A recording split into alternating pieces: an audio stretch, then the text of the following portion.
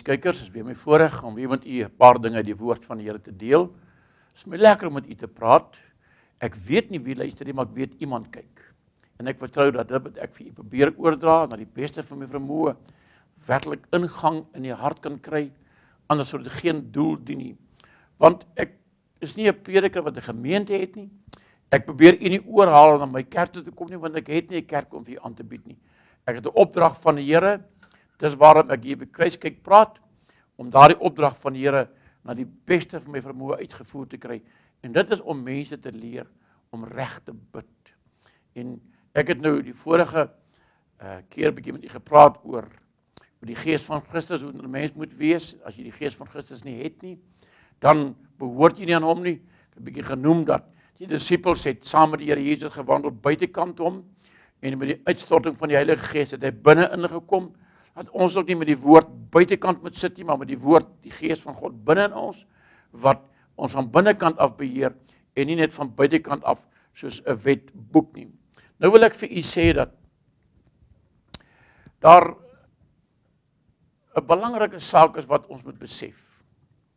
En dit is dat 'n kind van die Here, 'n wedergebore, geesvervulde kind van die Here, is eintlik 'n verlengstuk van die bediening wat Jesus op die aarde gehad het. Want hy sê in Johannes 14, 12de vers, hy sê, voorwaar, ek sê vir julle, wie in my glo, die werke wat ek doen, sal hy ook doen, en hy sal groter werke as dit doen, omdat ek na my Vader gaan.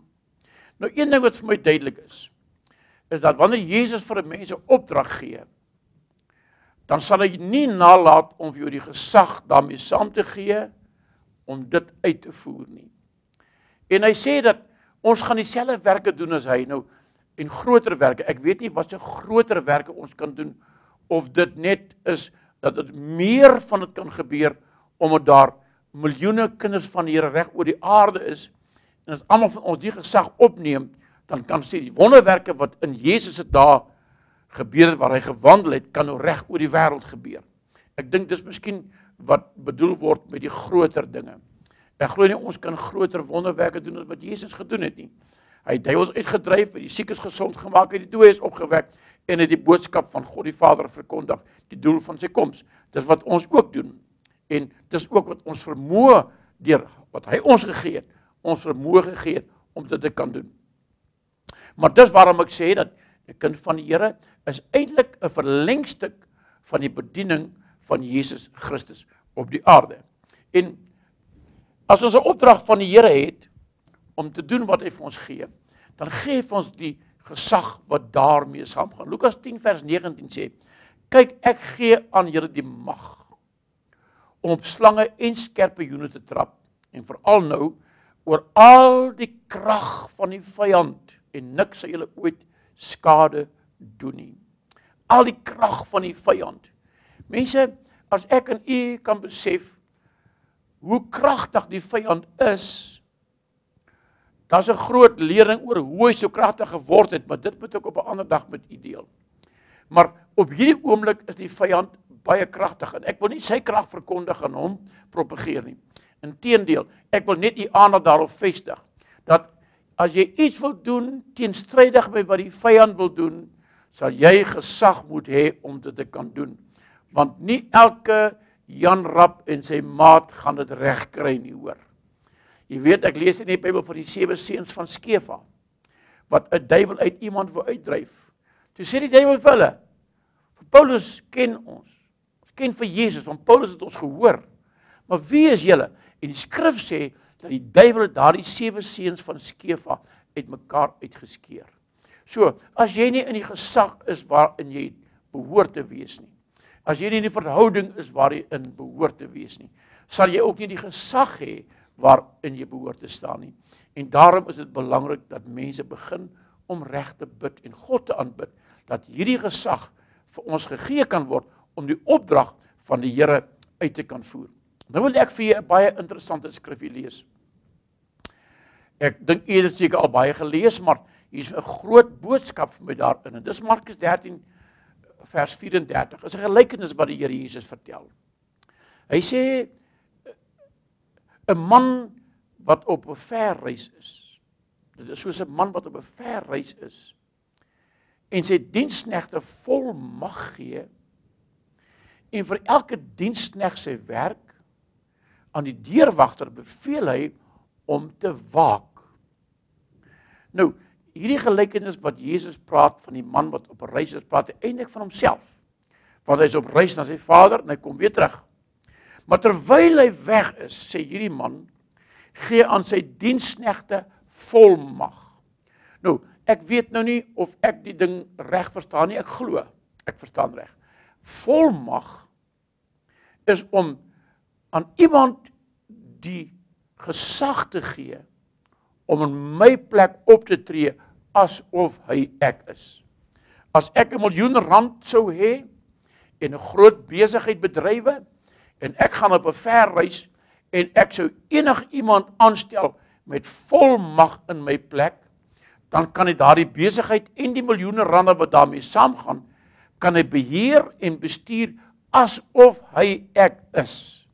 Hy kan besluit wat moet met die besigheid gedoen word tot die voordeel van die besigheid, of hy kan besluit wat moet met die fondse gedoen word tot voordeel van die besigheid waaroor hy nou gesag gekry het, of hy kan dit verwaarloos en die besigheid heeltemal in die grond inry, dat wanneer ek nou die eienaar van die besigheid terugkom en weer die volmag terugtrek, dan vind ek my is niks oor nie, of ek vind hierdie besigheid het gegroei en ek kan vir hom eer gee en ek kan miskien vir hom 'n pragtige groot bonus gee as 'n beloning. Nou, as Jesus hierdie persoon is en ek en u, die kinders van die Here, sy diensknegte is, dan sê hy eintlik in hierdie gelykenis, ek gee vir julle die gesag om in my plek op te tree op die aarde, terwyl julle hier is, ek is by my Vader. Dan moet julle nou doen wat ek doen, en dis waaroor die skrif van Johannes 14 gaan. Die dinge wat ek doen, sal julle ook doen, is ingesluit in daardie volmag.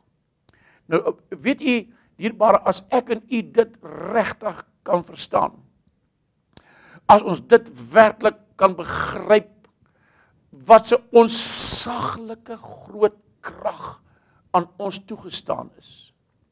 Wat se onsaglike groot gesag 'n kind van die Here het in die geesteswêreld, nie in die vleeslike nie, in die geesteswêreld, of jy nou 'n geleerde man is en of jy 'n arbeider is, of jy nou 'n bestuurder van 'n besigheid is of 'n dagloner is, of jy werk het of nie werk het nie.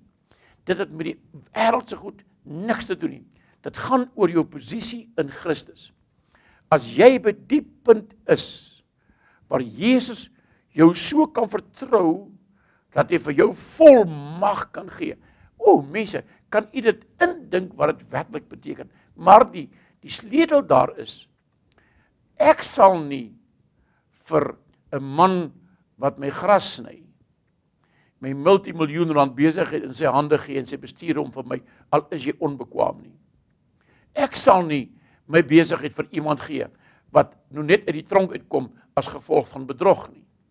Ek sal nie my besigheid in volmag vir iemand gee wat self bankrot is nie.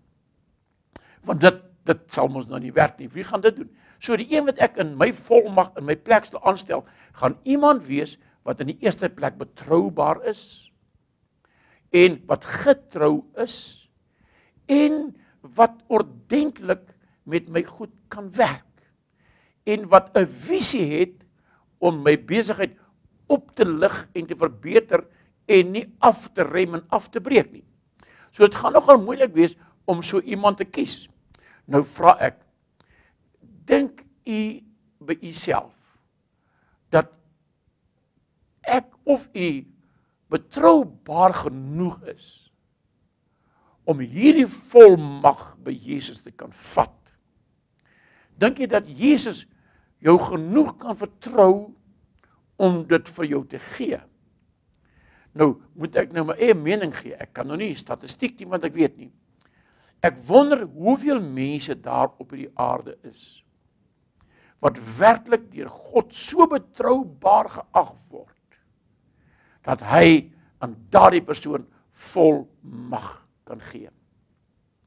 Nou, dit help nie, ons gaan huil en sê, o, die status quo is nou so, daar is nie een nie. Dan sê ek, kom ons word dit dan, en dis wat Paulus praat in Efesiërs 6. Eintlik, my broeders, word kragtig in die Here. Dis 'n groeiproses, dis 'n proses van aflegging, klaarmaak met die wêreld. Weet daar's 'n liedjie wat ons jaar al in die kerk sing, you can have the whole world, but give me Jesus.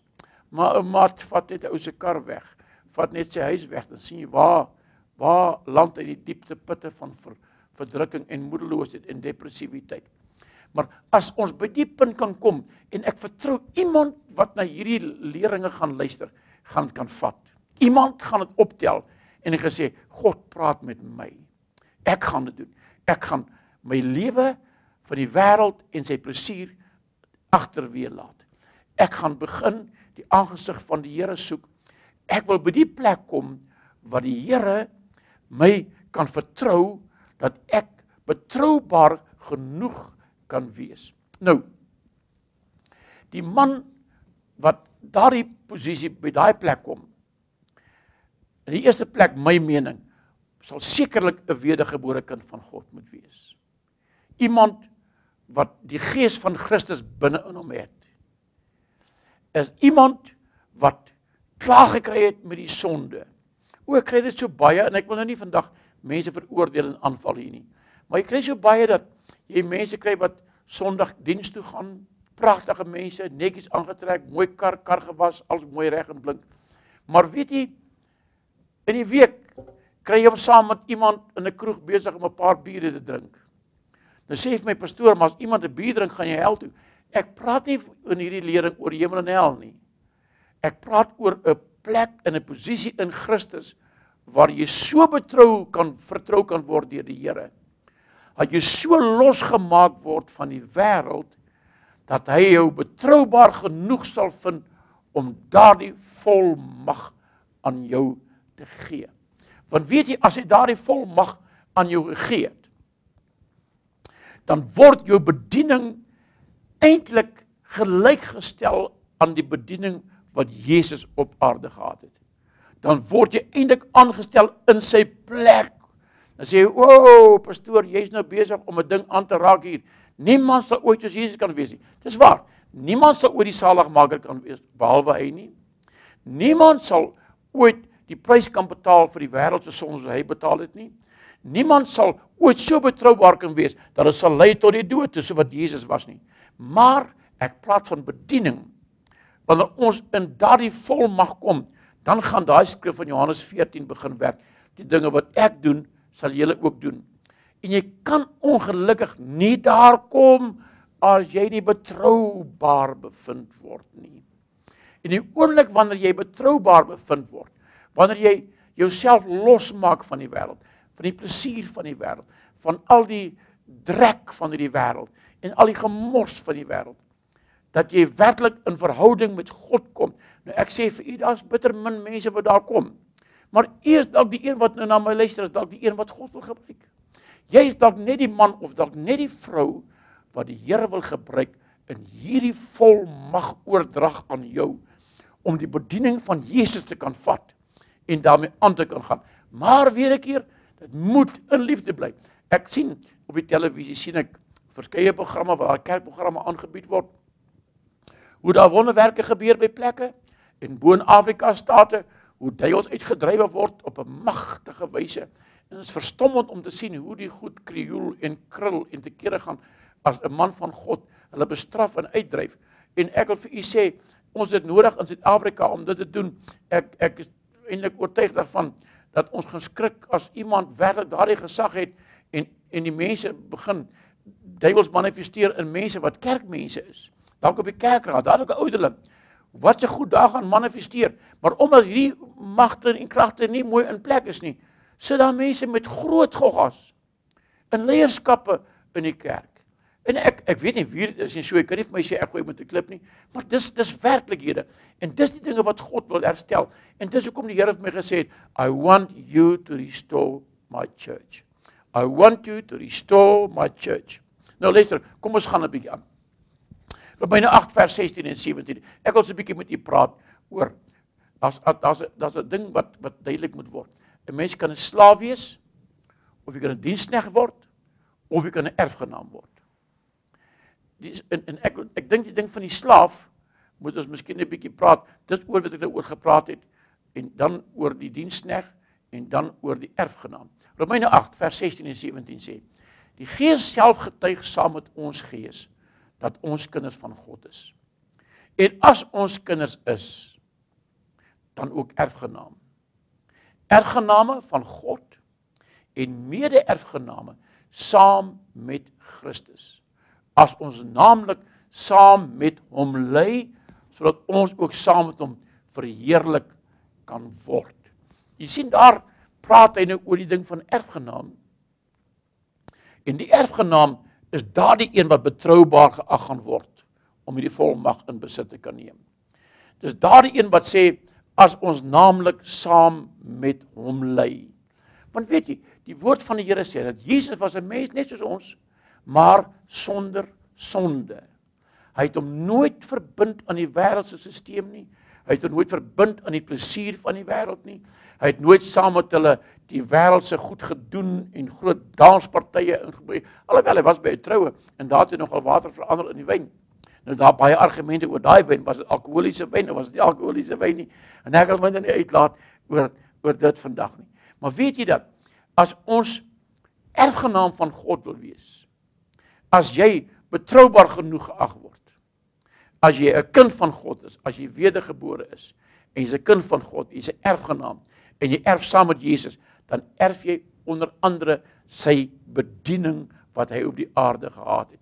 En as ons daardie punt kan bereik waar ons sy bediening kan erf, waar die kerk van Jesus weer die krag kan word vir wie die vyand bang is, waar manne en vroue, kinders van God, ongeag jou kerklidmaatskap, ek sê nie los jou kerk, gaan na 'n ander kerk toe, jy moet my nooit verkeerd verstaan nie. Ek praat van individuele verhouding met die Here. As jy by daai punt kan kom, dat jy kind van God is, dat jy erfgenaam is, daar's groot lering wat die Here my openbaar het, oor wat kan ons mens by God erf? En ek sal eendag daaroor praat, as die Here my die tyd daarvoor sal toelaat. Wat kan 'n mens by God erf? En ek sal eendag werklik met u oor dit kom praat. Maar as ons by daardie plek kan kom, waar ons erfgenaam is, en ons die volmag gekry het, dan kry ons dieselfde bediening as Jesus Christus. En ek dank die Here vandag, dat daar die deur oop is. Maar nie elke moet vir my sê, Here, Here sal ingaan in die koninkryk van die hemel nie. As hy praat van die koninkryk van die hemel, praat hy nie van die hemel as sulks waar jy uiteindelik heen gaan nie. Hy praat van die geesteswêreld. Hier's 'n geesteswêreld rondom ons. Die enigste manier om in te kom daar, is deur gehoorsaamheid aan Jesus Christus. Dis die beginpunt. Om hom te aanbid, om hom lief te hê, om te ag, gehoorsaam te word, by die deur Jesus in te gaan, gee ons ingang in die geesteswêreld, waar ons erfgename van God kan word, en waar ons gesag kan uitoefen, en waar die krag van die kerk herstel kan word, na die plek waar dit eintlik behoort te wees, waar ek na my mening, ons op hierdie stadium van die tyd, eintlik die bus 'n bietjie gemis het. Ek vertrou dat u die kort lering vandag saam met my kon deurgaan, en kon geniet, wat u iets daar kon leer. Tot volgende keer, die vrede van die Here gaan met u, en ons bid dat u die seën van die Here kan geniet.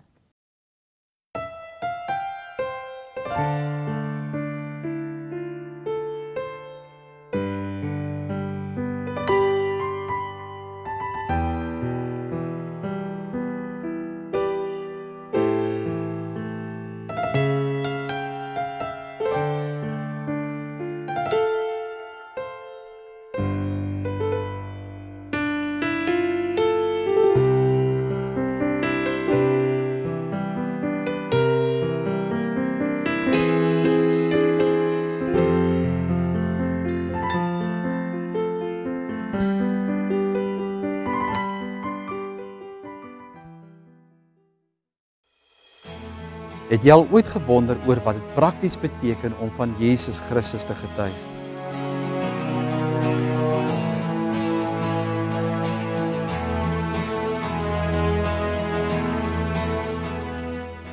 In die program Tydloos wil ons graag kyk na wat dit beteken om Jesus te volg in 'n tyd soos hierdie. Ons wil graag met hierdie program alle gelowiges inspireer om te gee en met deernis uit te reik na hulle wat dit so nodig het. Onthou, die evangelie van Christus is die goeie nuus wat vir alle geslagte tyd